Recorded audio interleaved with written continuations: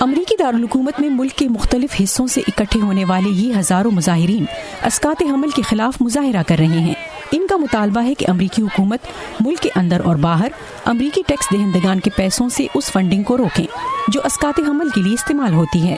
I'm here to say to the world. میں آج یہاں اس لیے آئی ہوں تاکہ دنیا کو یہ بتا سکوں کہ اسقاط حمل خواتین کے لیے نقصان دہ ہے۔ اس سے نہ صرف بچے ہلاک ہوتے ہیں بلکہ خاندان بھی تباہ ہو رہے ہیں۔ یہ معاشرے کے لیے ایک بڑا خطرہ ہے۔ I think it's especially important. میرے خیال میں یہ اس لیے اہم ہے کیونکہ یہ مارچ امریکہ میں ہو رہا ہے۔ باقی دنیا کے مقابلے میں امریکہ میں اسقاط حمل کے حوالے سے قوانین کے نفاذ میں نرمی برتی جاتی ہے۔ میرے خیال میں وقت آ گیا ہے کہ اب یہ تبدیل ہو۔ Time to change that. Well, I think it was time for me to میں آج یہاں اس لیے آیا ہوں تاکہ زندگی کی قدر و قیمت کی اہمیت واضح کر سکوں، اور ان تمام زندگیوں کے لیے آیا ہوں جنہیں اسقاط حمل کے ذریعے ہلاک کر دیا جاتا ہے۔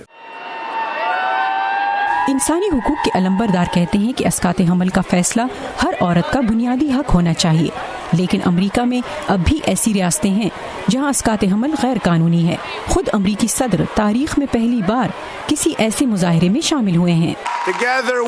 ہم سب کو مل کر ہر انسانی زندگی کی عظمت اور حرمت کا دفاع کرنا ہوگا۔ میں نے عہدہ سنبھالنے کے پہلے روز ہی نومولود بچوں کے تحفظ کے لیے تاریخی اقدامات اٹھائے۔ مارچ فار لائف مظاہرے کا آغاز 1973 میں اس وقت ہوا جب امریکی سپریم کورٹ نے ابارشن یا اسقاط حمل کو قانونی قرار دیا۔